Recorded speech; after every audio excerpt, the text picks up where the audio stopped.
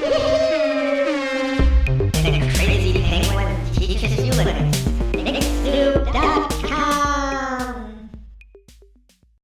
Welcome to NickSnoob. In this video, I just wanted to show you this OBS scene I just created. So I've got a title screen, I've got a subtitle, I've got subtitle 2. I can go to monitor 1 only. If I go back to the title, you'll see everything just slides in.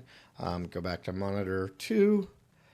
This is OBS. This is what it looks like when I'm recording, but this is the scene right here, and I'm changing transitions. So I've got monitor 1 only. I've got me in the middle. Hello again.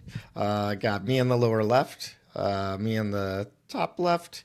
And I don't know if you can see, but there's a drop shadow on that. If I pull up something that's got a white background. My apologies to the person that wanted me to change to a dark theme. I did, but this video I'm in a different account. So on my normal NickSnoob user, everything's in dark mode. So let me get rid of that bright page. Anyway, so you can see it's got a drop shadow on the key.